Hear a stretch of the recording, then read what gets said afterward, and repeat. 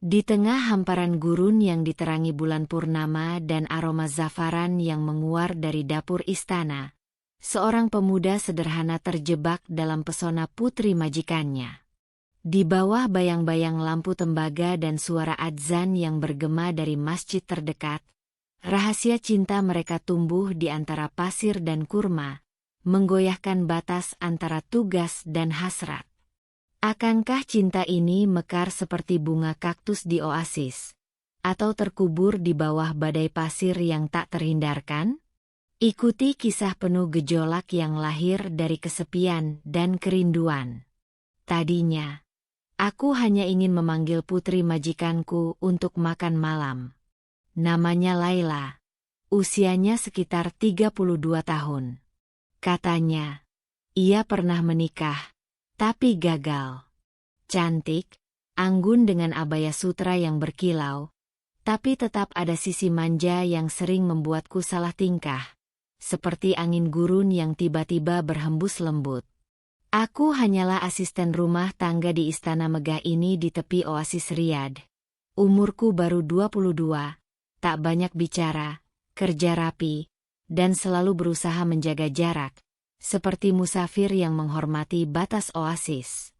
Malam itu, setelah selesai menyiapkan roti pita dan sup harira yang aroma rempahnya memenuhi dapur, aku mengetuk pintu kamar Laila yang dihiasi ukiran arabesque. "Saidati, makan malam sudah siap," kataku pelan. Suaraku nyaris tenggelam oleh suara angin gurun yang membawa aroma pasir. Tak ada jawaban.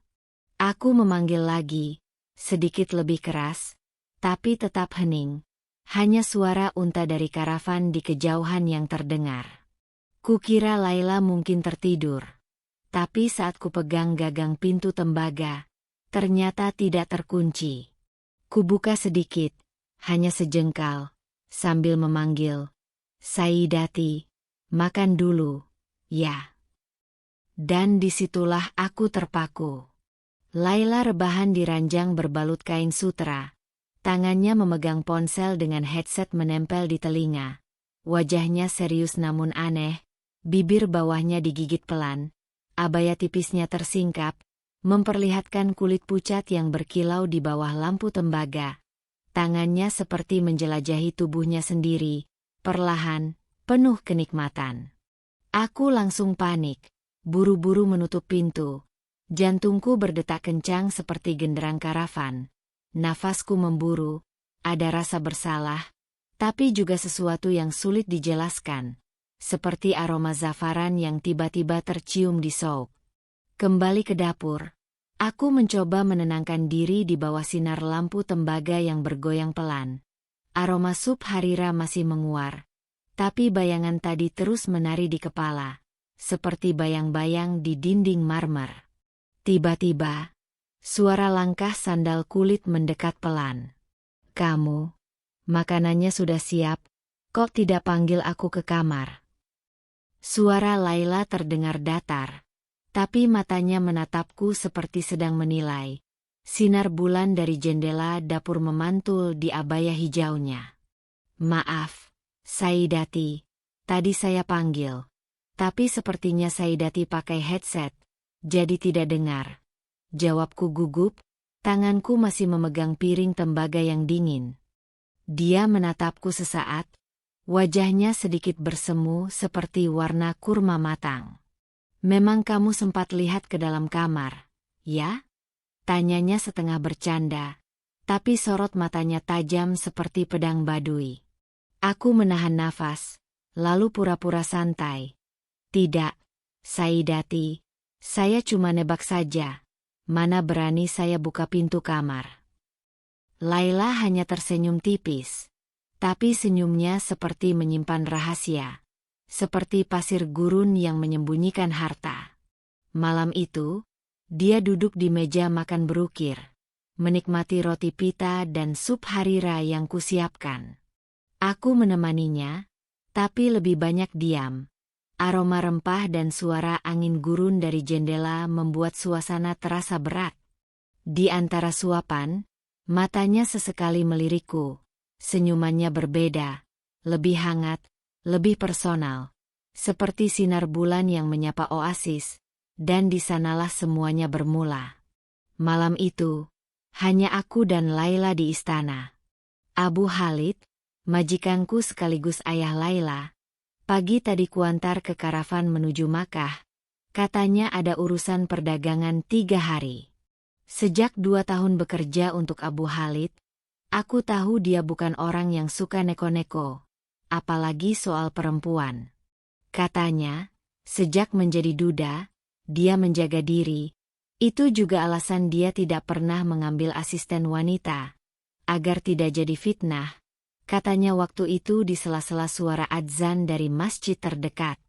Laila pun setuju. Bahkan dialah yang meminta asisten pria saja. Maka jadilah aku sopir merangkap asisten rumah tangga di istana ini. Tapi, 6 bulan terakhir, suasana istana berubah. Laila kembali tinggal di sini. Katanya karena suaminya sedang menuntut ilmu di Damaskus, dia tak suka tinggal sendirian di istana besar yang sepi. Awalnya, aku percaya. Tapi belakangan, kabar dari Ummu Aisyah, tetangga sebelah, membuatku terdiam lama. Katanya, Laila sudah resmi bercerai, dan yang lebih menyakitkan, bukan suaminya yang pergi, tapi Laila yang memilih pisah, karena pernikahan mereka sudah hambar seperti air oase yang mengering.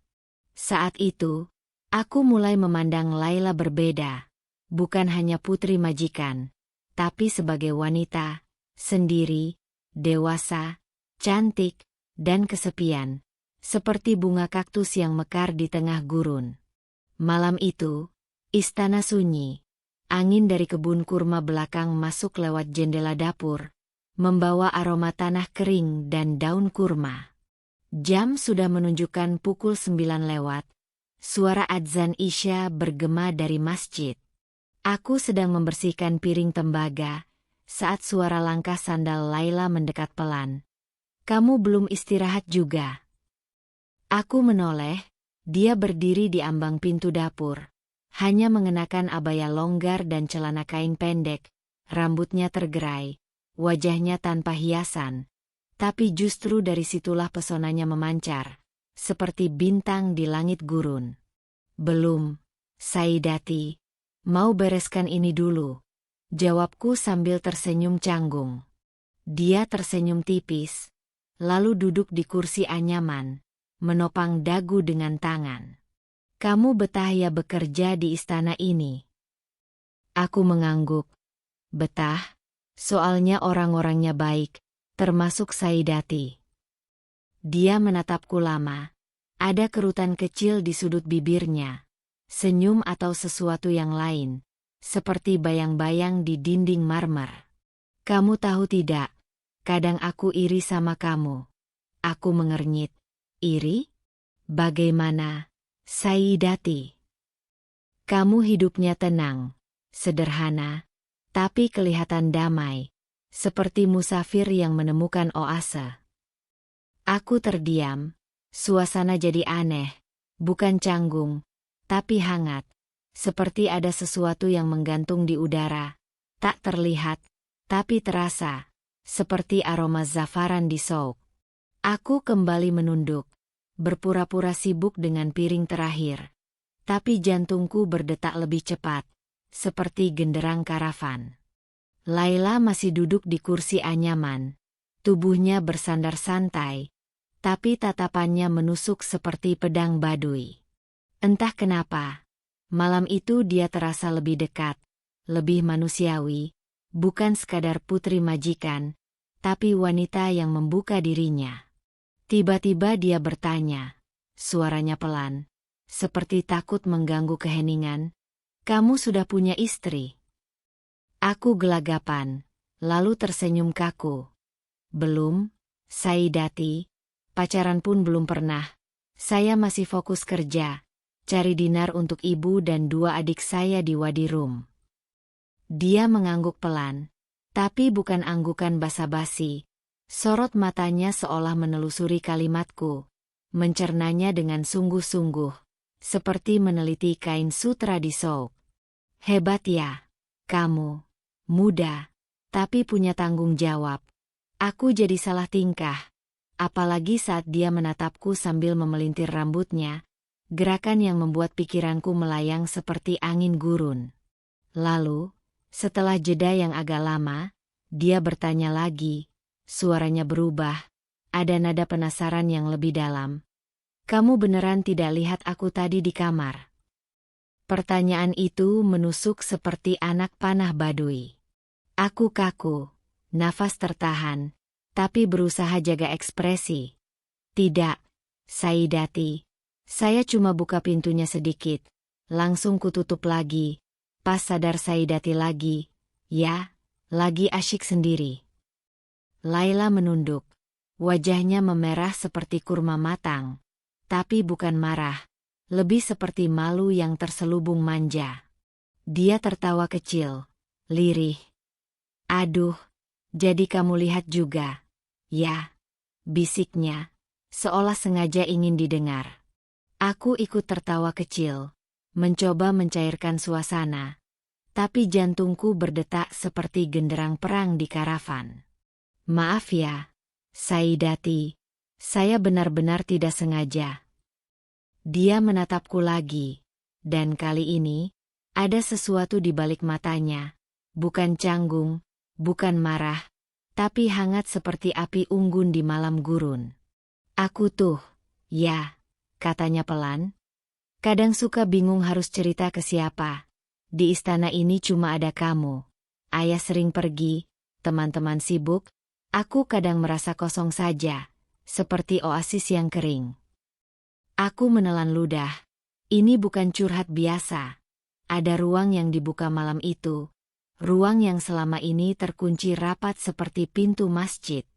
Kalau Saidati butuh teman ngobrol, saya siap. Meskipun saya cuma asisten, tapi saya bisa jaga rahasia. Dia tersenyum. Dan senyuman itu seperti undangan yang belum terucap. Seperti lampu tembaga yang menyala di kegelapan.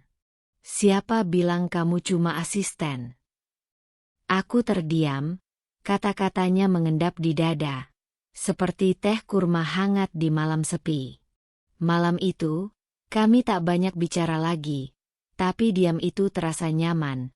Ada percakapan yang tak diucapkan. Mengalir lewat pandangan.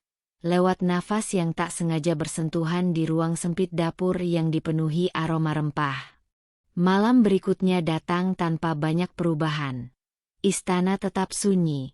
Hanya aku dan Laila. Angin dari kebun kurma belakang merambat masuk lewat jendela dapur, membawa aroma tanah kering. Tapi yang membuatku gelisah bukan udara malam, melainkan bayangan peristiwa semalam. Sekitar pukul 8, aku selesai menyiapkan makan malam. Sup daging kambing, roti pita, dan lapneh yang Laila suka. Aroma zafaran dan cengkeh memenuhi udara. Seperti biasa, aku menuju kamarnya sambil membawa nampan tembaga. Di depan pintu berukir, aku mengetuk hati-hati. Saidati, makan malam sudah siap, kataku lembut. Kali ini, suaranya menjawab, lebih santai dari biasanya. Tidak apa, masuk saja. Sekalian bawa makanannya ke sini, ya. Aku terdiam sejenak, nyaris tak percaya. Ke kamar, Saidati. Iya, tidak apa. Aku lagi malas ganti pakaian, mending makan di dalam saja. Masuk ya. Tanganku gemetar saat mendorong pintu. Pintu yang kemarin nyaris membuka rahasia, kini terbuka lebar dengan restu sang pemilik. Di sana, di tengah ruangan dengan lampu tembaga redup dan aroma parfum mawar khas, Laila duduk bersila di ranjang. Abaya tipisnya sama seperti kemarin, tapi kali ini dikenakan tanpa tergesa, seperti sengaja dibiarkan begitu, berkilau di bawah cahaya bulan yang masuk dari jendela. Taruh saja di meja kecil itu, katanya sambil menunjuk meja kayu di samping ranjang. Aku menuruti. Meletakkan nampan dengan hati-hati, tapi mataku tertunduk, berusaha menjaga batas, meski jantungku seperti musafir yang berlari di gurun. Jangan pergi dulu. Makan bareng sini saja. Aku tidak mau makan sendirian malam ini, ucapnya sambil menepuk sisi ranjang. Aku menelan ludah. Di ranjang, Saidati. Dia tertawa kecil. Iya, masa duduk di lantai marmer? Tidak usah tegang, santai saja. Dengan rasa sungkan dan gugup yang nyaris menyesakan, aku duduk di ujung ranjang, menjaga jarak, tapi jarak itu terasa makin tipis setiap detik, seperti pasir yang tertiup angin. Kami makan dalam keheningan yang aneh, bukan canggung, tapi penuh getaran. Aroma sup daging kambing menguar di udara. Sesekali pandangan kami bertemu, dan saat itu terjadi, Laila hanya tersenyum, senyuman yang hangat, dan terasa seperti pedang badui yang terselip di balik kain sutra. Aku tuh, ya, katanya tiba-tiba, sudah lama sekali tidak makan bareng lelaki, apalagi yang menyiapkan makanan sendiri. Aku nyengir. Saya cuma bantu, Saidati. Tapi kamu beda, potongnya lembut, kamu jujur, lugu, dan itu langka, seperti air di tengah gurun. Aku tak bisa menjawab, tapi malam itu, aku tahu hubungan kami sudah melangkah lebih jauh dari sekadar tuan dan asisten. Sesuatu mulai tumbuh, perlahan, tapi nyata, seperti bunga kaktus di oasis. Saat aku pamit keluar dari kamarnya malam itu, dia hanya berkata satu kalimat, pelan, tapi mengendap di kepala hingga aku tertidur. Besok, kalau kamu sempat, temani aku sarapan di sini juga, ya. Pagi itu, istana masih sepi, tapi sejak bangun, pikiranku tak karuan. Kalimat Laila semalam masih bergema, temani aku sarapan di sini juga, ya. Selesai salat subuh dan membereskan dapur, aku menyiapkan sarapan ringan, telur dadar, roti pita panggang, dan segelas susu domba, simpel, tapi cukup untuk pagi yang lembut. Saat matahari mulai mengintip lewat jendela berukir, aku berdiri di depan kamar Laila. Saidati, sarapan sudah siap, kataku pelan. Dari dalam terdengar suaranya, serak-serak bangun tidur, tapi justru membuat bulu kuduku meremang. Bawa ke kamar saja, ya, aku masih malas keluar. Dengan hati-hati, aku dorong pintu, dan pagi itu, untuk pertama kalinya, aku melihat Laila dengan gaya yang lebih santai dan menggoda.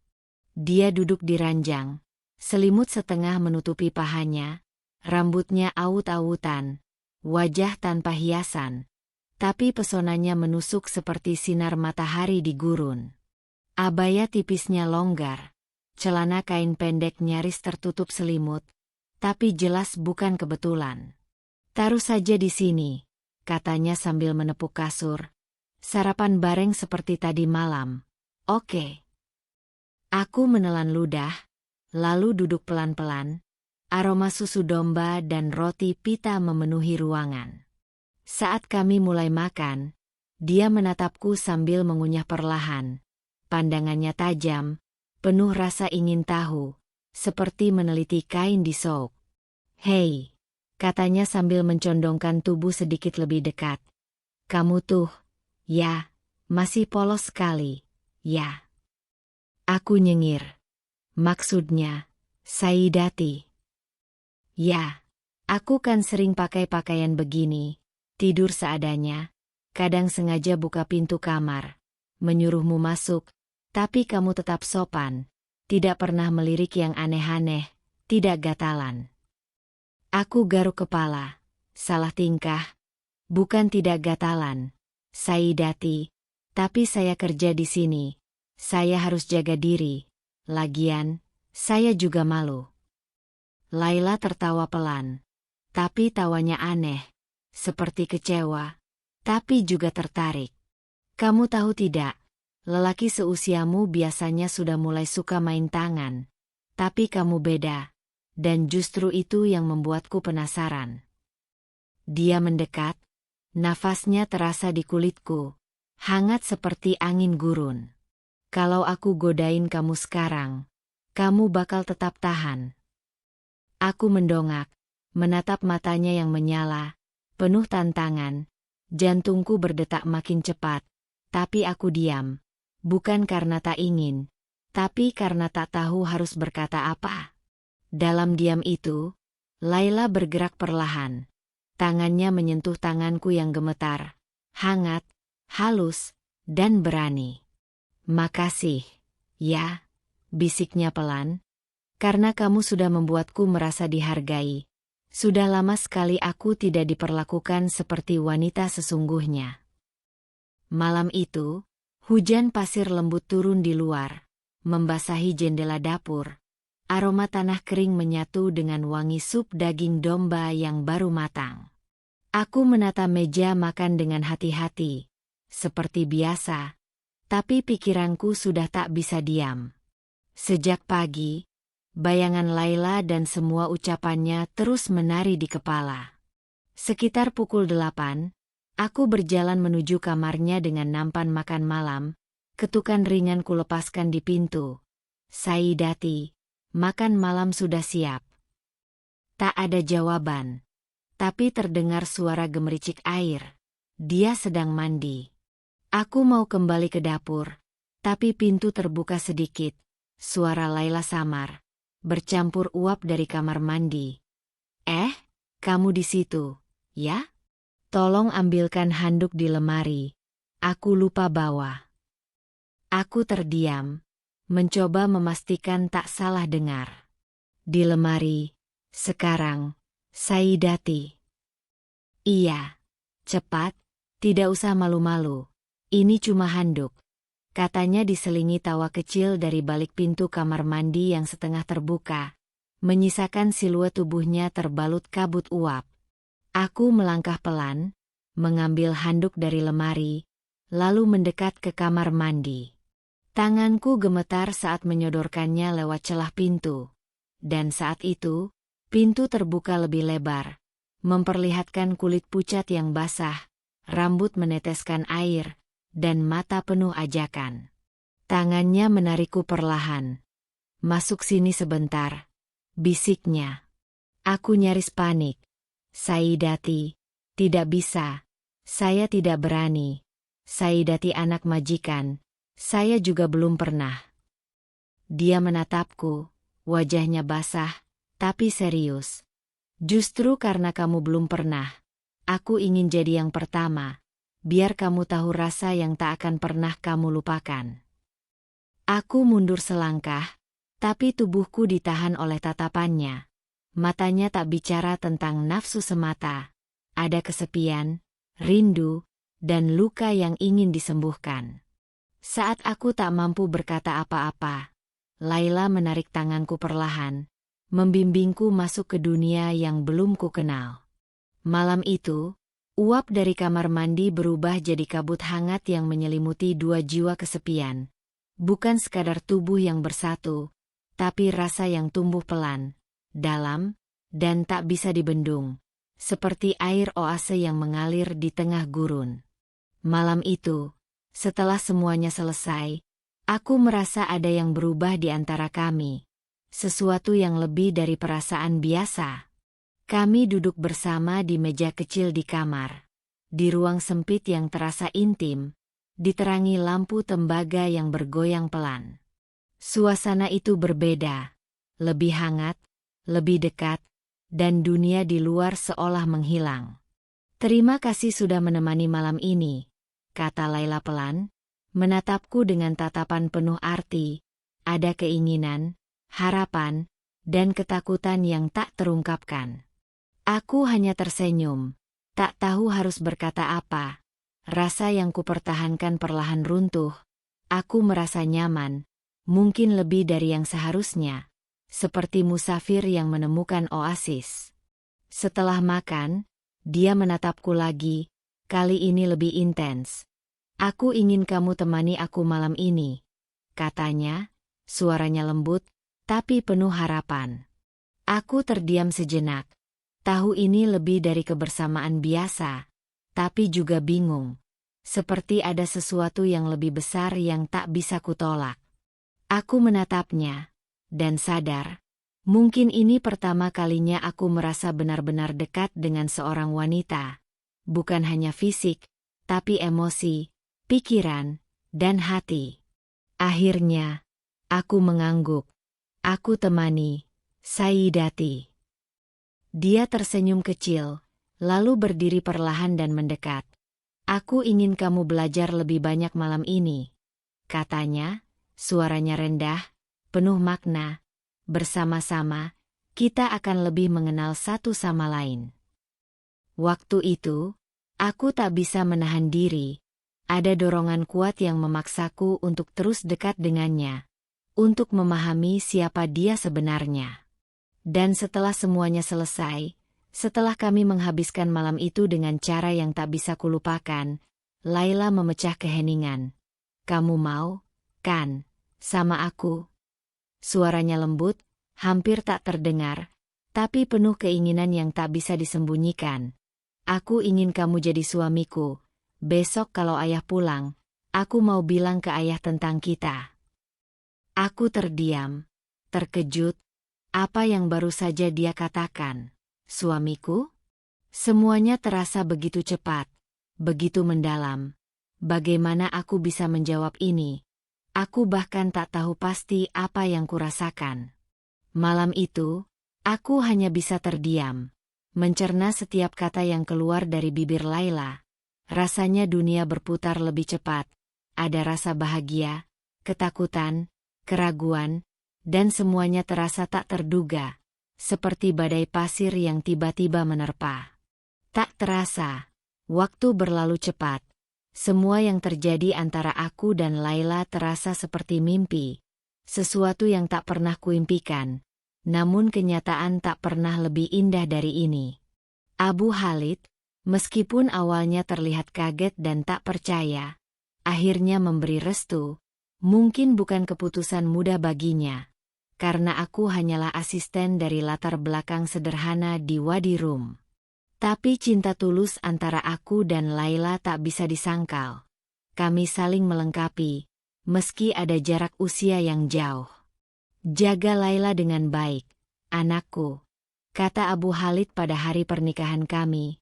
Suaranya tegas, namun penuh kasih, di bawah pohon kurma di halaman istana. Kalau kamu bisa jaga hati Laila, kamu sudah jadi keluarga kami. Kami menikah sederhana, hanya dihadiri keluarga dan beberapa teman dekat. Laila terlihat sangat cantik. Abaya putihnya berkilau di bawah sinar matahari gurun, jauh lebih bersinar dari hari-hari sebelumnya.